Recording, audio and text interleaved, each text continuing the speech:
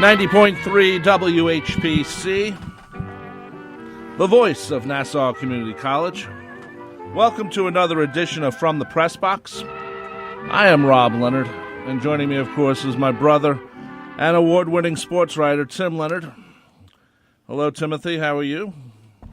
I'm exceptional, brother. How are you? Of course you would say that.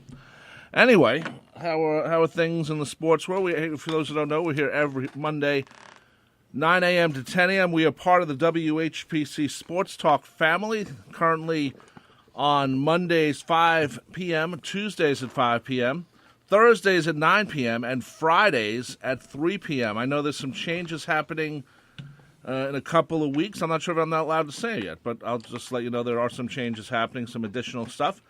So Going to be better than ever, brother. yeah, so you know, just keep that in mind. If you'd like to call in, please do, 516-572-7440. And since we are a soccer-friendly show, we normally leave the soccer to the end. So if you want to hear us talk about the Yankees and the Mets later, we will. But Timmy thinks we should start off with the soccer-friendly stuff first. So we will. Because miracles do happen, brother. Yeah, and when miracles happen, you need to respect them and react to them. This is like a show in Great Britain talking about the Mets or something. No, it's not. It's not, because soccer is the most popular sport in the world. Who cares? Which is a fact. Not in the U.S. And not in the U.S. The champion. You don't know what kind of ratings the Champions League got, brother. So you're not talking with a knowledge base right now. I am. What are the ratings? Huh? What are the ratings? You don't know. Look them up. I don't have You'll to. look them up. You'll see. What were they on? One of the major channels? It was on TNT. That's not a major channel. Well, TNT bought the rights, so that's what channel it's on. When I see it on Fox or NBC or CBS or ABC. The Premier League was on NBC yesterday. Was it on NBC or was it on NBC? Was it on NBCSN? NBC. Or Comcast? It was actually on 10 NBC networks yesterday. Oh, okay. How about you turn off that air conditioner? You're blowing my papers around. Good idea. Anyway, brother, the Champions League semifinals, 2 days in a row, miracles, both days. Both days, of course, because Tottenham won, right? No. No, you sure? Not just because Tottenham won. Tottenham did win. Of course. And it was miraculous. But that's not the only thing. Because Liverpool, your Liverpool, that's brother, right, pulled off the first miracle. And that happened on Tuesday. They played Barcelona at home at Anfield. And they were down 3-0 from the first leg of the two games that they play to see who advances. Right. So Liverpool had to win by at least 3 goals just to force an overtime kind of a situation. Not only did they win 3-0, they won 4-0. So there was no overtime needed.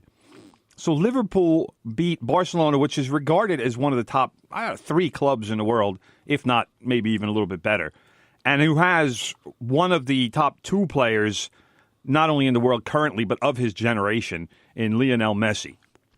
Okay. Barcelona could not muster a single goal. 1 goal would have caused or forced Liverpool to score 5 goals.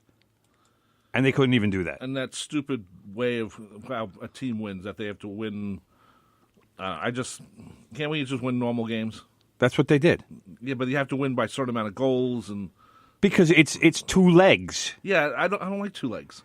Well, it doesn't matter what you like. This is how they do it. I know, it's stupid. No, it's not stupid. Yes, it is. Just because you say it's stupid, it's not stupid. Do they have 2 Super Bowls and say, okay, whoever wins the first one, and the second team can only win if they beat the difference from the first one? Well, if that was how it was set up, yes, then that's how they would have to do it. That's idiotic. Well, that's life. What can I tell you, brother? Brother, here, the headphones, turn them up. Anyway, Liverpool, Divock Origi, he's been a backup for most of the season, but he played because your boy Mo Salah was out and Roberto Firmino was out. So Origi played. He scored twice. And your other boy, George Wijnaldum, came on at halftime, and he scored twice in 2 minutes. That one and both of his goals put Liverpool level, as they like to say over there, before Origi got the winner. So that was 4-0. That was shocking the world right there. People were stunned because it's Barcelona. Nobody scores 4 goals on Barcelona. Nobody plays against Barcelona and says, "Hey, Barcelona, we're going to kick your butts across the parking lot." It doesn't happen. Why not? The Yankees so that was lose shocking. Right? That was The shocking. They're the Yankees. But it's not like that. It's not like that because with baseball, one good pitcher can negate an entire lineup. It's not like that with soccer. So anyway, the next day, my boys, Tottenham, we had to go on the road. So we're in Amsterdam to face Ajax, often commonly mispronounced as Ajax, but it's Ajax. Okay. Ajax goes up 2-0 in the first half. They had won the first game 1-0 at New White Hart Lane, as I like to call it. That's Tottenham's new stadium. So now, in aggregate, they're up 3-0, much like Barcelona was against Liverpool. Except Tottenham now has 45 minutes to do the business, as they like to say in England also. That's when Lucas Moura got started, brother. Lucas Moura, who Tottenham, he was Tottenham's last purchase a year and a half ago from PSG in France. He scored 2 goals in about 4 minutes, 55th, 59th. So he ties the game. But Spurs are still behind because Ajax had scored that 1 goal at Tottenham. Then, in stoppage time, brother, you're probably not a fan of stoppage time either, but... No, I like stoppage time because that makes sense because, there's an injury or the ball gets kicked into the stands or something or whatever. Right. So if people who don't like players rolling around on the ground and faking injury and whatnot, you can get that time back on the clock. That's what's good about stoppage time. My only problem with stoppage time is it should be longer. It should be like 5 to 10 minutes guaranteed. Well, it is whatever happens in the half. If a player gets knocked unconscious and they have to take him off the field, you might see as much as 10 minutes of stoppage time, depending on how long it takes to get him off the field. The lowest I've ever seen is 4 minutes. The longest I've ever seen is 8. So It does happen. It's rare, but it does happen. It has to be a significant injury. But Tottenham and Ajax, there were 5 minutes of stoppage time at the end of the second half. So Spurs are furiously driving. They're relentlessly attacking the goal. Ajax is doing everything they can to defend. Tottenham just lobbing balls to the front to Fernando Llorente up front as a target man. Jan Vertonghen off a corner kick hits the crossbar with a header. Tottenham fans were all deflated. Steve Nash on TNT Network, deflated. Big Spurs guy. We figure, all right, this was our last chance. There's a minute and a half left in the game. That's not going to happen. But then what happens? Musa Sissoko sends the long ball forward to Fernando Llorente. Llorente chests it down to Dele Alli. Dele Alli, not even looking, puts the pass into space. Lucas Moura, 1 step, hits the ball, low right corner, goal. Okay. Unbelievable. Okay, well. Shocker. Was Steve Nash Steve Nash, he said on the broadcast afterwards, he ran around the building twice. He didn't know what to do. Why don't we get Steve Nash on the show since he's a Tottenham guy like yourself? Because it's going to take some doing, brother. He's a 2-time NBA MVP. But he's doing something else. 2-time NBA MVP. So he's doing a lot of other things. Yeah, well, a lot of other on things. Our show. It's going to be a difficult get. I'm going to try to get him before the final on June 1st in Madrid. I'm going to work on that just for you, brother. So, thank you.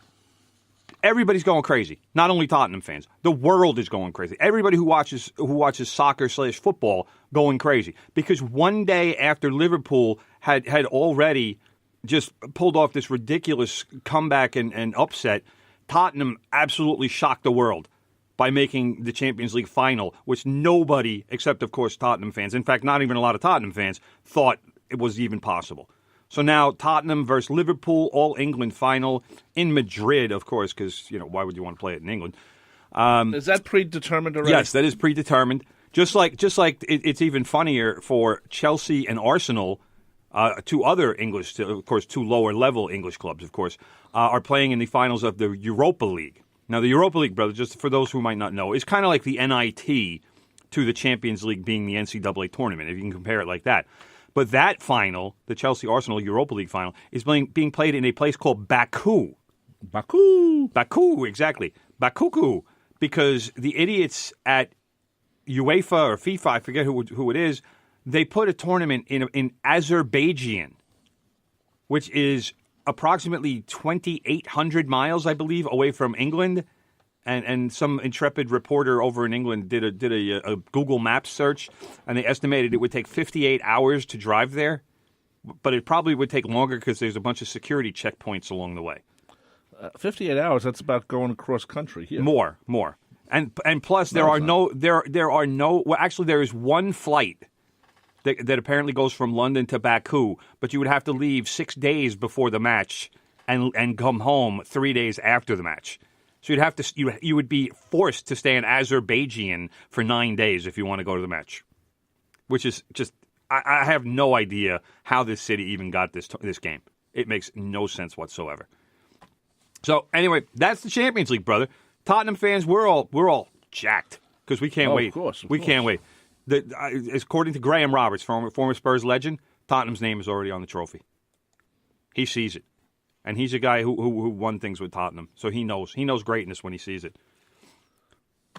Okay. So anyway, the excitement is doesn't end, is yes. what you're saying. Well, no, it doesn't end, brother, because yesterday Manchester City clinched the Premier League title for the second year in a row. So congratulations to them. 98 points for Manchester City, a remarkable season. Actually beat Liverpool by 1 point. Manchester City won their last 14 games in a row to hold off Liverpool. Good. Liverpool lost 1 game this season and did not win the title. That's how demanding the Premier League was this season. So Chelsea wound up finishing 3rd. Tottenham finished 4th. So those 4 teams booked their spots for the Champions League again next year. Okay. So that was good. Tottenham finished poorly in the Premier League, but still played so phenomenally early in the season that they had enough left at the end to book their spot in the Champions League. So congratulations to Manchester City again. I assume they'll probably spend another $500 million or pounds in the offseason to restock their team, which is what they do. But how do they afford that? Because they have an oil sheik for an owner who doesn't care how much money he spends. Does it help? Of course it helps. They want a title. When you can buy anybody and spend any amount of money to restock your team, yeah, of course it helps. Why would it not help? Because we know George Steinbrenner for years spent money and it didn't really do anything. Soccer is a little bit different animal in terms of the all same, of that. And the same with the Red Sox. That's what they're doing now. And they're still in 3rd place. Okay. They have by far the highest payroll in baseball. Okay, just checking, brother. So, but that's where we are. Arsenal 5th, of course. They were and also ran. Manchester United 6th. They both qualify for the Europa League next year.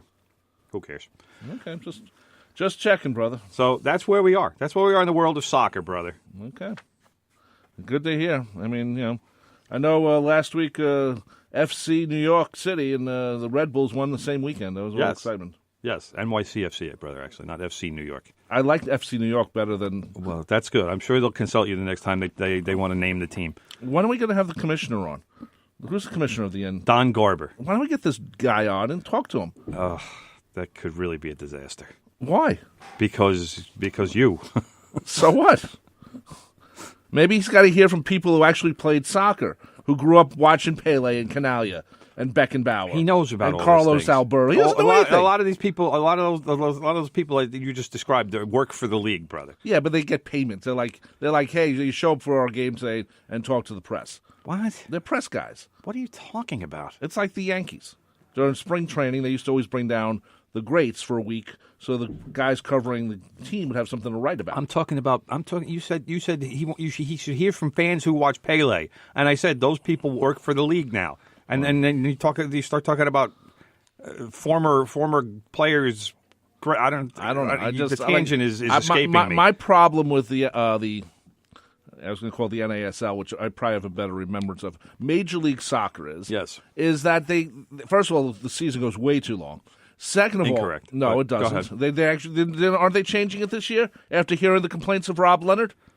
Remember, I don't know. I don't know that one decision has to do with the other. Remember, statement. Rob Leonard complained all last season about it, and then they said how could after I forget? the end of the season we're going to make the season shorter. A little bit, could I forget? So it doesn't go into December.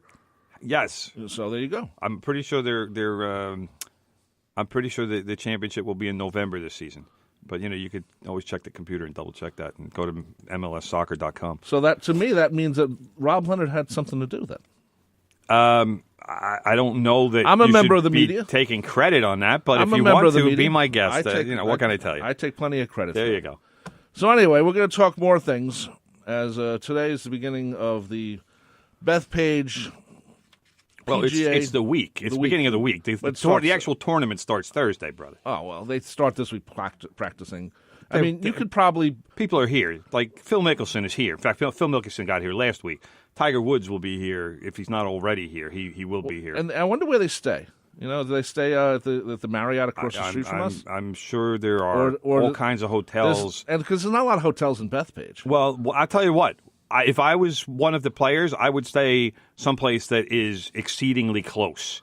Because unless they're getting police escorts, no, they're not. They can't get in. Remember the last time that the tournament was at Bethpage Black and the traffic disaster? Oh my God, it was that horrible. happened here. And this year, well, let's take a break. We'll take a break. All We'll right, come back and talk about that. You're listening to From the Press Box right here on 90.3 WHPC, the voice of Nassau Community College. Give us a call at 516-572-7440. Shake off the realities of the day, broaden your musical horizons, and embrace the diversity every Monday evening at 6 on Revelations. The show offers a potently unique collection of music with an emphasis on themes and rock rarities, an occasional tour de force of blues and soul, mixed with compelling sets of folk and folk rock. I'm Steve Kay, and I've got the perfect soundtrack for your drive home every Monday evening at 6 on Revelations, right here on the voice of Nassau Community College, 90.3 WHPC. Okay. Yo. Tell your friends about the Nassau Morning Madhouse. Hear what you're missing. Check it out. Lent. Finally, it's over. Let's talk about a gentleman that Let's went talk viral about it. who says that he just drank Beer? What? Wait, so did this guy just choose one beer? More than 40 days into his beer-only fast, Okay. Hall says his, can't read, Pilates is incredible. His Pilates? What? Pilates. P-A... Oh, palate. Oh, my goodness. Palate. Palate. Oh, my God. I can't. Oh, my God. Did you even look at the word before you started reading it? Right All right, now, so let's talk about his Pilates. let's shut the hell up. The Nassau Morning Madhouse. Weekday mornings from 7 to 9. On the voice of Nassau Community College. 90.3 WHPC. If you think all the great music has already been written, think again. Hi, I'm Kim Tracy, and I will prove to you that great new music is still being produced today. Join me on High Fidelity every Sunday at 9 a.m. for a mix of music with a focus on new music and lesser-known artists exclusively on the voice of Nassau Community College, worldwide on the iHeartRadio app, the TuneIn Radio app, nccradio.org, and always on 90.3 WHPC.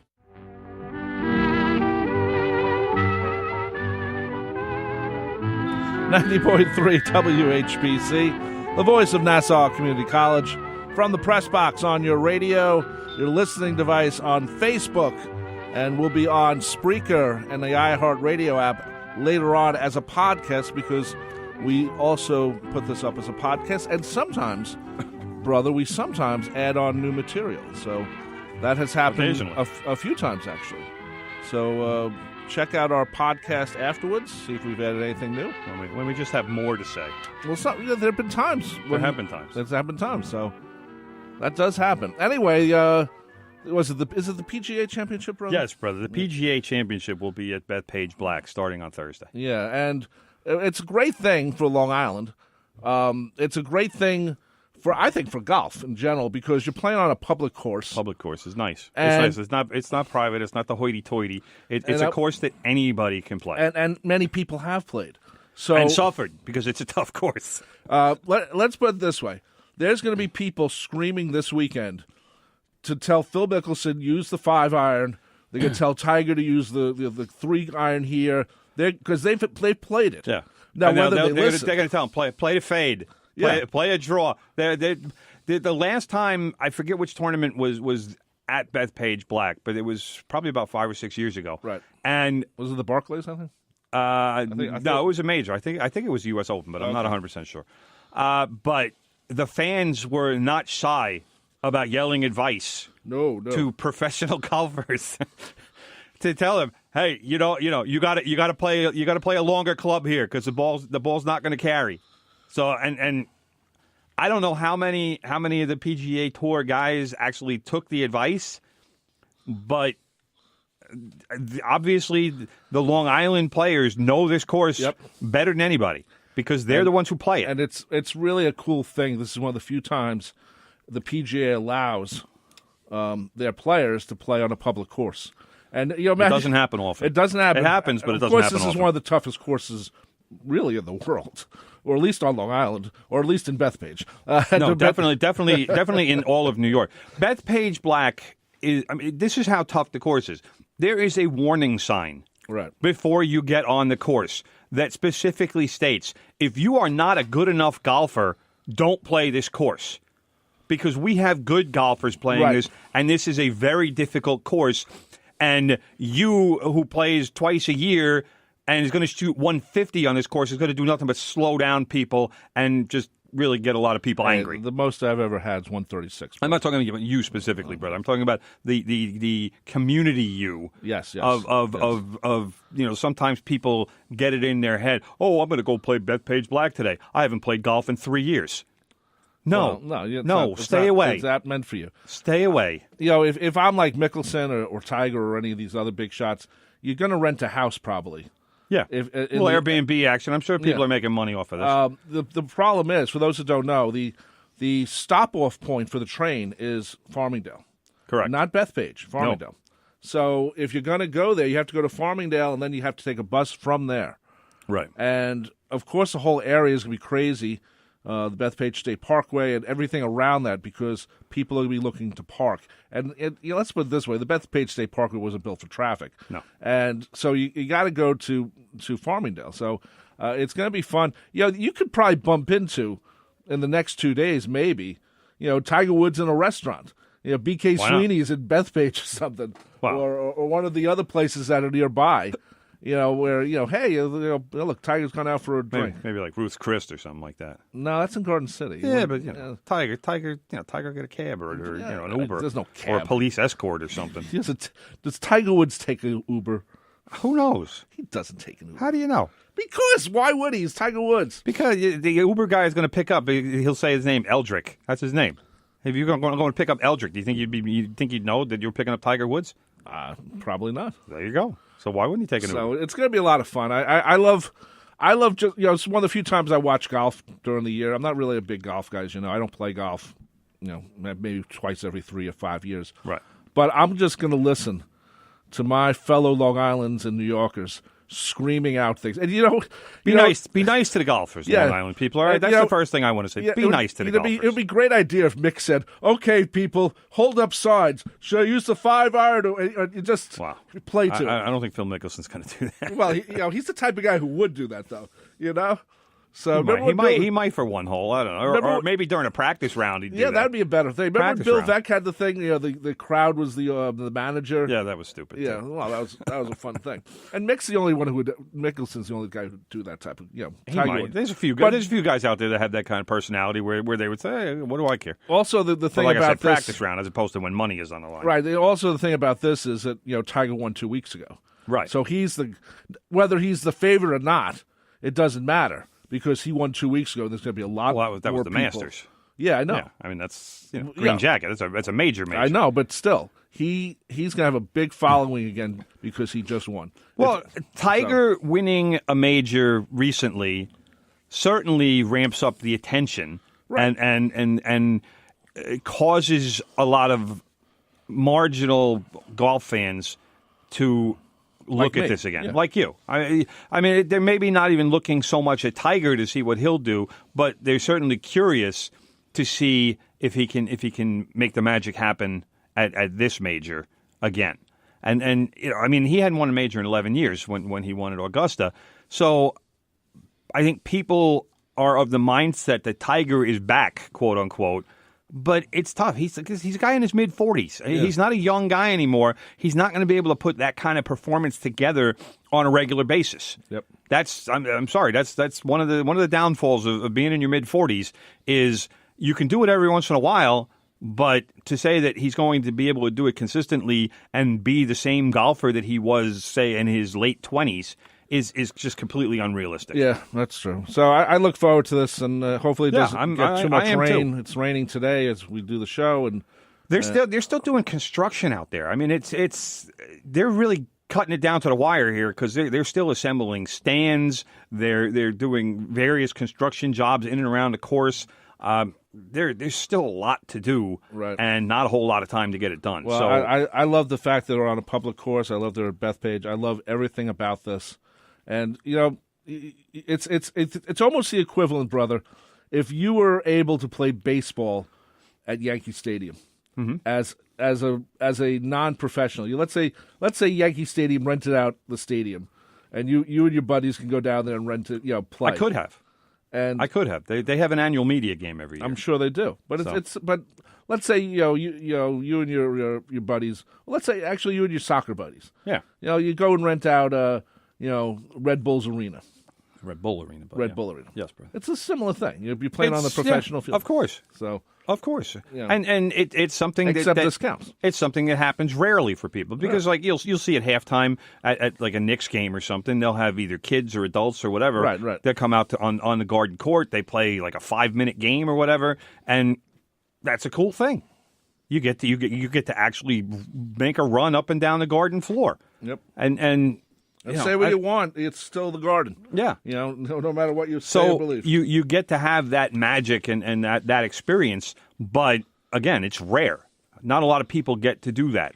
So the fact that in theory anyway, 2 months from now, you or I could just go up to Bethpage Black, and as long as we have greens fees, which are very pricey, we can go on a course. I'll pay for you, brother. It's like $150, if not more. It might be $200. You might have to buy me dinner then. It's an expense because and again, it's because they don't want the guy who they don't want me. They don't want the guy who's going to shoot 150. They don't want me either. I'm no great golfer. But they don't want. I don't even want to say weekend hackers. They don't want below weekend hackers on the course. And if you have to pay $150, $200 to play that course, unless you're good and unless you really enjoy golf, you're not doing it. Our Uncle Dan used to say, when I was a kid, I used to go out there and play on the Bethpage Black. Yeah, the Bear. Of course, he was like, it was 1952 or something. Wow. And his nickname was the Bear. So it was after the Golden Bear. So he played golf and he was good at golf. I thought he was called the Bear because he would go in and destroy things. No. Like a bear would, No. Golden Bear. Oh, okay. So, I mean, it's going to be a fun week. It's going to be a fun week. It's going to put some spotlight on Long Island. I'm sure the players are going to complain about the course because I'm sure the greens are more than likely going to be lightning fast. Yep. The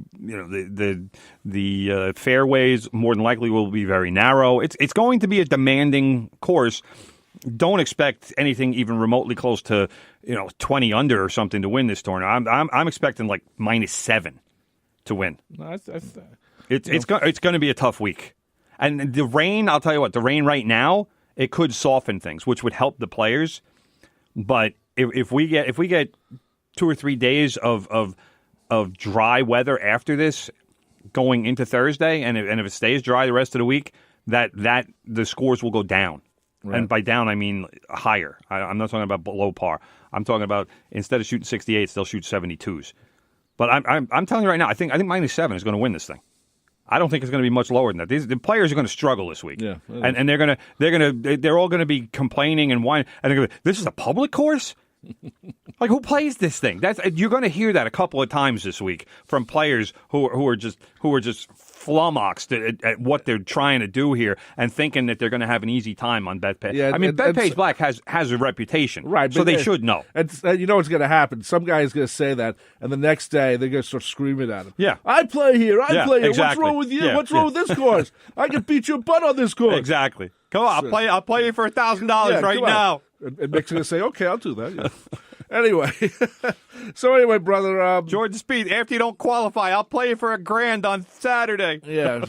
It's going to be fun. The traffic around there is going to be horrible, so it's going to be a nightmare. Away. That's going to be a nightmare. So, anyway, brother, the Mets. Or should we talk about the Mets or the Yankees, brother? No, you know what I would like to talk to you about, brother? Our cousin how Kawhi? long until we take a break? 4 minutes. Our cousin Kawhi. No, let's talk about the Mets then. Okay. And we'll lead off the next segment with the NBA lottery, which is the biggest story in the next season coming up in tomorrow. Okay, the Mets right now are 19-20. How about that? Not what I expected, but Do you know what the big story for the Mets this week was, brother? They let DeGrom actually play 7 innings. The powwow. The powwow, brother. Your boy, Jeff Wilpon, and he is your boy. Yeah, he's right. Had to sit down with manager Mickey Callaway and GM Brody Van Wagenen because he doesn't want a repeat of what happened last year with the Mets. And we all know what happened last year with the Mets around this time, brother, don't we? They fell apart so fast, it was scary. They collapsed. Remember, I was already getting ready to buy tickets in May. For the World Series. That's right. I remember that from last year. And I kept telling you, slow down, brother. You kept slow laughing. Your roll. You kept laughing at for good reason, as it turned out. The Mets right now are in the situation very similar to where they were last year, where they had a pretty good April, and now they're into May, and all of a sudden they can't score. The offense was terrible before the Marlins series, but the Marlins will fix anything. Although it's more like what they call eyewash. It's almost like a little bit of a mirage when you play the Marlins and their .256 winning percentage. Right. Everybody looks good against the Marlins. So I don't know. There wasn't, apparently, according to Joel Sherman, I'll give him credit because I think he's a good baseball writer. He said there was no ultimatum. Nobody's job is being threatened, but Jeff Wilpon wants them to figure out what needs to be done to win. And the easy answer would have been in the offseason for the Mets to spend some money. Well, yeah. And behave like a big market team, which they are. But in name only, they're a big market team because the Wilpons don't want to spend the kind of money that the Red Sox spend and the Dodgers and the Yankees and the Cubs. They don't want to spend that kind of money. Not yet. They have to. Not yet. Not at all. Well, they want to get back some of their money from the Madoff thing they still haven't gotten back. Come on. If that's still an issue, then they really need to sell the team. I agree with that. If that is still an issue, we're talking 6 years ago. Yeah. Well, I don't think they've gotten any. How much money do they get back? I don't know. The recouping from Madoff was almost impossible. But if that is still an issue and they are so insolvent, then they really need to say, all right, you know what, we need to unload this. Because, I agree. Because if you're not going to act like a big market team in a big market, charging big market prices, then you're cheating your fans. I agree. I have no problem if the Wilpons tomorrow said we're selling this team to whoever, anyone. But the Mets need to figure it out because, like I said, the offense before the Marlins series, they had scored 12 runs in 6 games. That's not going to get you a winning streak. The Marlins, I'll give a shout out to my man Dave Rosenbaum because he came up. He actually came up to New York to see opera, but he went to the Mets game on Friday night. That was the game they scored 8 runs in the first inning, and that was the day of the powwow. So the Mets responded well to the whole thing. I don't know how many of the players actually knew about the sit down or whatever was said. But, good for the Mets that they actually scored some runs that day. But they have been struggling lately. And the pitching hasn't been as good. Steven Matz just got put on a disabled list, which basically means he's going to miss one start because he's got something going on with his forearm, which is never a good thing. But, again, he's kind of perpetually injured, Steven Matz. And I'm starting to wonder about him and his future because he was supposed to be a real difference maker kind of a pitcher. A few years ago when he and Noah Syndergaard were both coming up. Right. And the question was asked, who would you rather have, Syndergaard or Matz? And Matz got more than half of the vote from scouts and GMs and whatnot from a story that is. And I'm like, man, this kid, he's got to be good if they like him better than Syndergaard. And it turns out this kid can't stay healthy. So that's a big issue. I don't know what's going on with the Mets bats. Todd Frazier's another one who nobody knows what's going on with him. Jed Lowry is supposed to be coming back within a week. He's been hurt all since spring training with a kind of a weird knee sprain, but he has been. Well, I saw the game on Saturday, and first of all, it was nice to see DeGrom get a win. Yes. Second of all, I thought he pitched very well, and I was surprised they didn't pull him out earlier. Why? Because that seems always happens with him, that he would get pulled out of the game earlier than maybe he should. I think, when you pitching that well, you say, okay, let's let him go a couple of more innings. Well, how many pitches was he at, and what inning were you talking about? I think he went to the 7th. I don't know his pitch. I think he went 7 the other day. So yeah, that would be Saturday. Yeah. So yeah, that's what I said. He went 7 innings. You got to look at the notes, brother. I did. He ended a 5-start winless streak with seven. Right. He went 7 innings in a 4-1 win over the Marlins. Right, but you let him pitch. You let him do this. You let him. When your guy's pitching, and plus he's hitting. He's stepping up. He had a double in the game. Mets pitchers are their own best friends. You know, a couple of weeks ago, Syndergaard won a game 1-0. He hit a home run. Yeah. So reminds me of Tom Seaver and Nolan Ryan. They were both very good hitters. Grab a bat, meat. But that the Mets, they need to figure it out on offense. And I'm not going to sit here and blame the hitting coach because these guys are professional hitters. They should be able to figure it out on their own as well. But for whatever reason, aside from maybe Pete Alonso, who seems to hit all the time, Cano hasn't been hitting very well. Who else? Well, the funny thing about has been kind of slumping. Yeah, Conforto's doing better, but he should be leading. He should be. I hate to say this word, but he should be stepping up. Oh, Jesus! And he really hasn't. He's sort of almost afraid to, put the team under his care. I think you mean put the team on his back, but no, his care. I don't know what that means. What does that mean, mean, brother? You got to say phrases that I understand. He cares about this team. He leads it. He does care about the team. I mean, if he's not hitting, he doesn't. You can't say just because the guy is in a slump that he doesn't care about the team. That's ridiculous. Well, I don't know if you're losing and you're part of it. You are. Well, players go into slumps. These things happen. You're not gonna hit 400 the entire season. That's just baseball. No. And I'm looking for stats, and I forgot that the Mets didn't play yesterday. Anyway, brother, we're gonna take a break now. Let's go talk about the NBA draft lottery after this. We're talking sports here on From the Press Box on 90.3 WHPC, the voice of Nassau Community College. Tim, you're at Twitter at real Tim Leonard. And what's our phone number, Tim? That would be 516-572-7440. All hit music. For all those songs radio has forgotten about. Join me, Big Ed, Mondays from 10 a.m. till noon for The Good Gold Show. We'll bring back all the great hits of the 50s, 60s, 70s, and more. The sounds of doo-wop to disco, all the Motown, soul, and great rock and roll. We'll even take your requests and dedications to The Good Gold Show. Music.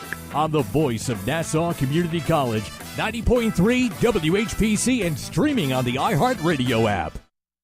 Nassau Community College is holding its 23rd annual Celebrate Summer Blood Drive on Thursday, May 16th from 9 a.m. to 5 p.m. in the CCB building in conjunction with Long Island Blood Services. Help maintain an adequate supply of blood and blood products to meet the needs of our region. Many blood donors are on vacation, which decreases the pool of available donors. Blood donors must be at least 17 years old and in good health. More information is available by calling 516-572-7401 or by visiting ncc.edu. Saturday Night Fever. Polyester Suits. The Brady Bunch. Bell-bottom jeans.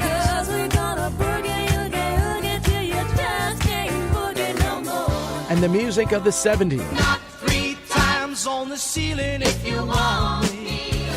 See that girl, watch that scene, digging the dancing queen. Ron Stevens. Join me, Ron Stevens, on the radio, Saturday mornings at 7 a.m. for 2 hours of the decade of Elton John, the Eagles, and disco. The Super 70s, the 70s at 7, Saturday mornings on the voice of Nassau Community College, 90.3 WHPC. One more thing, don't forget about High Fidelity every Sunday at 9 a.m. Join Kim Tracy for a mix of music with a focus on newer music and lesser-known artists. Great show right before the free-for-all, which is my show at 10 o'clock. High Fidelity every Sunday at 9 a.m. New music, new rock and roll. Hosted by Kim Tracy. It's my Sunday morning, brother, right there. I know. It should be. It should be. Yeah, I'm looking at myself here on Facebook. Uh-huh. Boy, I'm all gray. You just noticed that, huh? No, I'm just looking at it. I'm looking at the top of my head, and the lights are hitting it. It's just a lot of gray going on there, brother. God, I remember I used to have at least some darkness in there. Yeah, not really anymore. As Michael Kay would say about your dark hair. See ya. Yeah, see ya. Thank you. Thank you, Michael Kay. Okay, brother, we talked about the Mets. Oh, by the way, one more thing about the Mets, and this might affect you because you always carry a backpack like Linus carries this blanket. Got to have a backpack. I got a lot of stuff in my backpack. That's right. That I need. The Mets are moving to ban backpacks from Citi Field starting May 20th. It's a bad decision. They said the team is doing this to enhance safety. So it's a bad decision and a lie. BS. Enhance safety, please. There's nothing. No, it's just, you know why? Because you get to Citi Field and you wait 40 minutes to get in, and people are getting into the game after it starts, and that's why. Because people are coming from work. Yeah, and that's why you have a backpack because you're bringing stuff to work and you're carrying stuff, and then what? So what are you supposed to do with it? I don't know. It doesn't say. You have all your work stuff in it, right? Especially if you're coming from the city, right? You know, you're coming in. You're on the 7 train. And all of a sudden people aren't going to leave their backpacks in their office. Who knows? Who knows if it'll even be there the next day? Well, that's not even the point. I mean, it's one thing to have a backpack. What about if you had like a briefcase or something? When the original banning of all this stuff happened after 9/11, right? Couldn't bring backpacks into games. Right. I covered a Yankee game, the first Yankee game after 9/11. I probably saw 300 or 400 backpacks get thrown into dumpsters. Yeah. Because people were just like, all right, well, I want to go into the game, so fine, whatever. Just throwing backpacks. Every kid in the Bronx could have had a backpack that night. Yeah. All they would have had to do was go in a dumpster. It was ridiculous. It's silly. silly. Such a waste. And hopefully people didn't lose anything worthwhile. But the way it should be is, why don't you have 2 separate lines? Okay, people with backpacks over here, people with see-through bags. Okay, I have a hero, bags. Yeah. or no bags over here, or no bags over here. You're right, no bags over here except you have your ticket.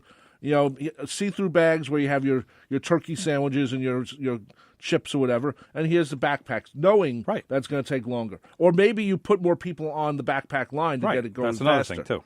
Because it's really silly. I mean, I have to go through this whenever I cover events. Because obviously, if I'm covering an event, I have a backpack because I have my computer backpack. Right. My computer goes in it. I got my plug. I got mouse. I got notebooks. I got all the stuff I need to cover a game.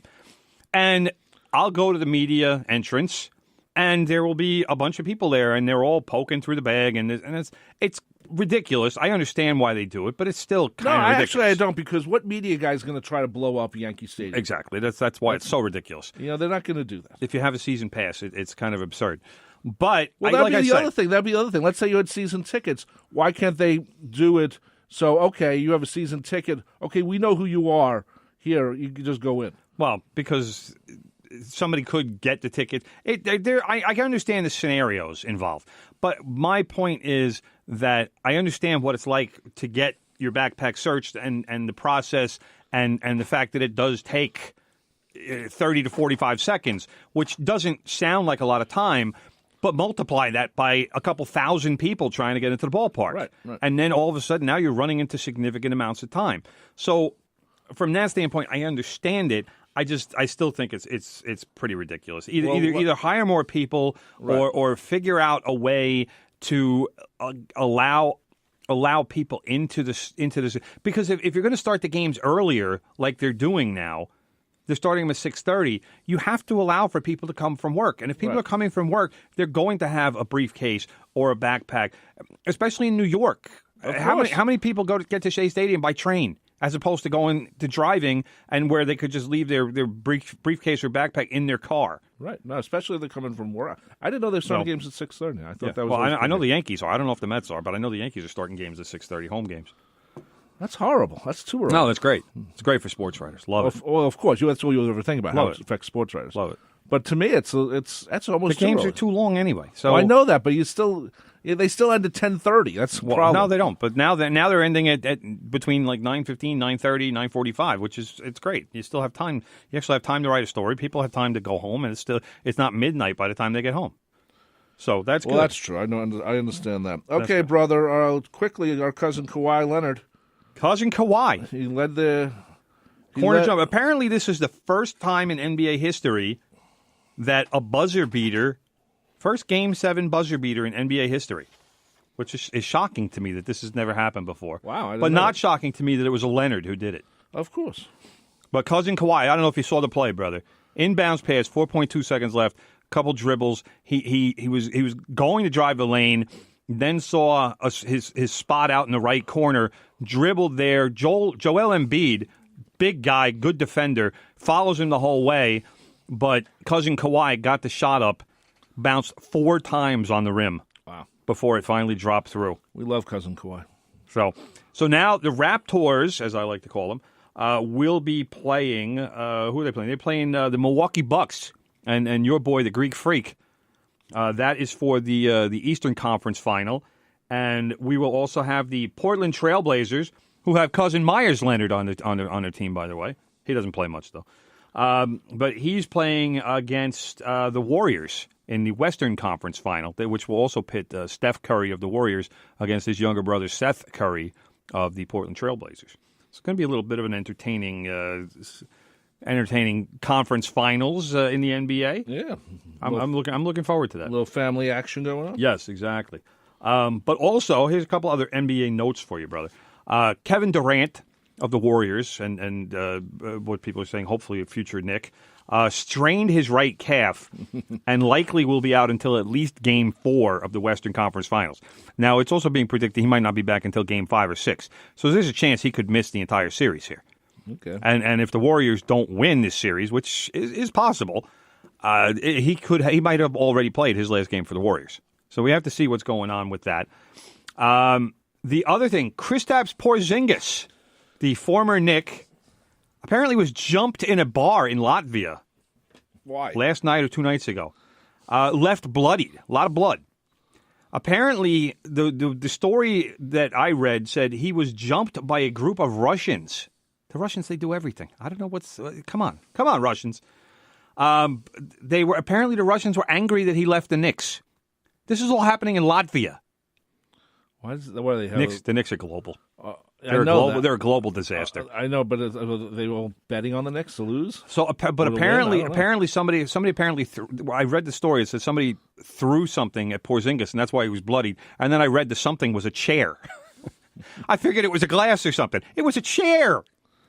Wow. Porzingis' shirt was ripped. I mean, it was probably he probably took on a couple of guys, and then the cops showed up, and apparently nobody was arrested because Russians never get penalized for anything. So, especially, election stuff. But so Porzingis, the Mavericks, Dallas Mavericks, his new team are investigating. I'm not really sure what there is to investigate. He got in a bar fight and lost. So there's your investigation. You're welcome, Mark Cuban. Send me $20,000 for investigations. Leonard Investigations. Okay, yeah. I just opened it. Okay. Anyway, brother, tomorrow night is the biggest night in this disaster of a Knicks season. Why is that, brother? That is when the NBA draft lottery takes place. It will be broadcast on ESPN at 8:30 for any Knicks fans who want to watch. I will tell you now. But not on ABC. I will tell you now, Knicks fans who want to watch, if you tune in at 8:50, you can avoid all of the nonsensical crap that you'll be forced to sit in or sit through before they actually announce which picks are going where. Will Dick Vitale be there? Who knows? He might be. I would say no, but he might be. I don't want to predict or say. Anyway, it's not basketball unless he's involved. The Knicks, the Suns, the Phoenix Suns, and the Cleveland Cavaliers each have a 14% chance to land the top pick. Now, for all the Knicks fans and all the pundits who keep saying, "Well, Zion's going to the Knicks," I will put this in perspective for you. The Knicks have a 1 in 7 chance of landing the top pick, despite having the worst record in basketball last year, or this past season, or this season, whatever you want to call it. The Knicks are guaranteed to receive no lower than the 5th pick in the draft. It used to be that the worst team would get the 4th, no worse than the 4th pick. But of course, since this is the Knicks' chance for having the worst record in basketball, it seems like all of the rules were changed before this happened. So good timing, Knicks. Nice job. Good anticipation there by the NBA. Zion Williamson, the Duke forward, is clearly the number 1 pick in the draft, or anticipated to be the number 1 pick in the draft. Other top 5 picks, because I personally am expecting this to go as badly as possible for the Knicks. But the top 5 should be in no particular order. After Zion Williamson, R.J. Barrett, the forward from Duke, he's Canadian. Ja Morant, the point guard from Murray State, who, if you believe all of the hype, the Knicks supposedly are going to be signing Kyrie Irving. So I don't know why you would want Ja Morant, but I personally am not a big Kyrie Irving fan. Then you have Kobe White, the point guard from North Carolina, and DeAndre Hunter, the forward who led Virginia to the national championship. Brother, which one of these 5, in your distinct opinion, would be the best fit for the Knicks? Zion, without a doubt. Okay. Because what happens if they sign Durant? Because Kevin Durant isn't the traditional power forward. He's more of a 3 type of forward. Zion is the kind of guy who he'll move bodies in the paint because he's so big. He's 6'8" and he weighs 285 pounds. Okay. So he'll be able to get rebounds and work inside where Kevin Durant doesn't necessarily like to do that stuff. And plus you have Mitchell Robinson playing center as well. He's a big body, and he likes to block shots and rebound and do all that stuff. So you'd have a nice little 1-2 combo in the paint with those 2 guys. You'd have Durant being able to work with the ball, whether it's at the 3-point line or driving the lane, but he would be able to kind of operate a little bit more without having to be tied into the paint area or being forced to be down low because of his height. So, I mean, Williamson to me is the best fit. R.J. Barrett isn't necessarily such a good fit because he's got a similar game to Durant. Okay, that's good to know. I'm just curious because the Knicks need someone to fit them as much as getting in the some best ways because the Knicks are obviously going to be very active in free agency, and if they get Durant and Irving like people say, well, but then if Ja Morant is the clear choice at whatever pick they get, then you got to take Ja Morant. To me, there's a top 3 here. Williamson, Barrett, and Morant are the top 3. Kobe White is a good player. DeAndre Hunter is a good player, but they are not. Those top 3 guys they're going to be all-stars. Okay. And Zion Williamson's got the potential to be a generational talent. So those players. I mean, that's why if the Knicks are out of the top 3, especially after having the worst record in the league this year. They tanked for nothing, and the guy who will be laughing. That's why you say you should tank, and I would say you don't tank. Well, the guy who will be laughing about this is Adam Silver because the NBA has done a lot to try to prevent tanking because the Sixers made such an obvious and overt thing about it, where it's like, well, yeah, we're tanking, trust the process, et cetera, et cetera. Well, now the Sixers they just lost to cousin Kawhi.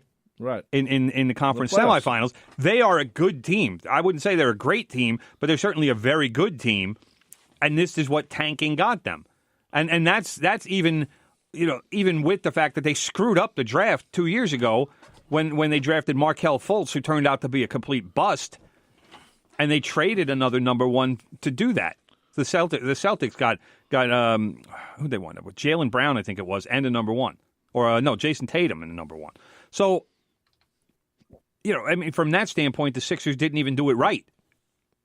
They should be a better team right now, but they're not. Right. So for the Knicks, I mean, it's critical that they win this thing. But like I said, so many people keep assuming the Knicks are getting Zion 1-7. Yeah, it's not. The odds are not great. That's not great at all. So if you believe in a God, say your prayers tonight. Pray for the Knicks. Okay, brother. Pray we for have Zion. 4 minutes left before Big Ed steps in. I see Big Ed right behind me with the Good Gold Show, playing those oldies you don't hear anymore. We didn't talk about the Yankees at all, brother. Well, you want to talk about the Yankees? I know you like. I know you like fun of the Red Sox. I know you like to skip them. Well, we can do both. Okay, we have 3 minutes. All right. Well, the Yankees just took 2 out of 3 from the Tampa Bay Rays and currently sit a half a game out of first place in the American League East. The Yankees, brother, they suffered through a little bit of a power outage on Sunday. But no, it was not their offense because they won that game 7-1. The lights went out at Tropicana Field. Wow. For about 45 minutes I think it was the 8th inning. By the way, Tropicana Field, still a terrible place to play baseball. What an awful stadium. But the lights came back on. The Yankees wound up winning the game 7-1. Tanaka, great start for him. Outdueled Cy Young winner from last year, Blake Snell from the Rays. My man Chad Green Came back from the minor leagues. Right. Struck out the side on Sunday. Looked like the Chad Green that I know and love. He was dominant, getting a lot of swings and misses. Finished off that win. I hope that he's back, because if he is, it just makes the Yankees bullpen that much more devastating and that much deeper. And Dellin Betances still hasn't thrown a pitch this season, so he'll be coming back soon. Aaron Hicks is expected to be activated today, assuming the Yankees play. I don't know with this weather that I'm looking at outside, but it is only 10 o'clock in the morning right now. Giancarlo Stanton should be back fairly soon. The only problem the Yankees are having right now, brother, is Miguel Andujar, my guy at third base, who another guy who I just love, is not hitting. He came back from injury. He had the labrum thing with his right shoulder, right. And he's been batting about 150 since he came back. So I'm a little curious. They might send him down for a week or two to kind of fine-tune his swing, because Gio Urshela, as much as I keep saying this is a small sample size and this kid isn't going to maintain, he's batting .360. And he seems to get a clutch hit whenever they need a clutch hit. This guy is a .225 lifetime hitter. I don't know how he's found it, or if it's just like one of those magical things when a lot of players, they put on the pinstripes, brother, and the magic just happens. Is that what happens? They become possessed, they become real ball players. It's happened so many times in history, but it seems like it's happening that way with Gio. I have a Met who became a great player. Who's that? Just as a Met. Who's that? Your boy, Benny Agbayani. Okay. Well, yeah. If you say so. Bobby Valentine, man. He made him. Anyway, brother, Tim's not biting. No, because I have other things to say. There's a joke there. He won't bite. No. I know what it is. The Boston Red Sox, brother, went to the White House this week. The White House, they're not really known for their spelling in the White House, no. For obvious reasons. But they spelled the Boston Red Sox SOCKS instead of SOX for anybody who might not know. Sox. The players, this is the part that was a little disturbing. Manager Alex Cora and all of the black and Latino players on the Red Sox boycotted the event. All of the white players went. I gotta be honest. I think that's going to be a dividing issue. I for think the Red it is, Sox. but you know what? I think all those guys should have went just to show the president, hey, not all Latinos are criminals, and not all black people are bad people, which sometimes our president. But he's not going to listen. That's why Alex Cora didn't go, because he's upset with the Trump administration for not helping out Puerto Rico enough after the big storm down there, the hurricane, and that's his homeland. It's still devastated, and Trump won't do anything to help. What Alex Cora should do is he should go to Puerto Rico and tell everyone in Puerto Rico to move to Florida, re-register to vote in Florida. Where are they getting the money to move? Well, you just move. They're all broke. No, you don't just move. What do you mean you just move? With what money? Well, you hop on a boat or something. Boats cost money. Well, raise some money. Get them to go to they're American citizens. They have to go to Florida, re-register. Trump only won by 145,000 votes in Florida. Real easy to take over. And then Trump loses. Anyway, no word on if Trump served them fast food to the Red Sox. Wow. And the last thing I'll say, brother, the first no-hitter of the season goes hurry up.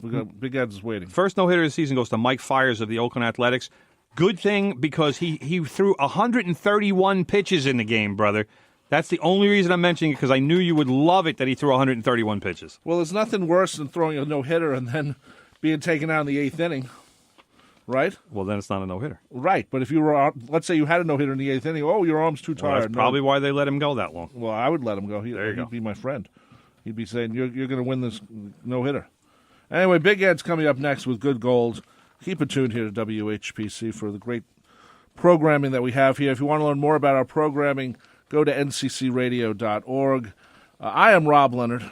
Of course, next to me is my brother and co-host and award-winning sports writer, Tim Leonard. Thank you for listening to From the Press Box. This show becomes a podcast in a few hours, so thank you for listening. See you next week with a brand new show. Bye-bye. The views expressed on air are not necessarily those of WHPC, its management, or Nassau Community College. Responsible opposing viewpoints will be considered by emailing them to whpc@ncc.edu or by mail at WHPC 1 Education Drive, Garden City, New York 11530. Thanks for listening to the voice of Nassau Community College, 90.3 WHPC.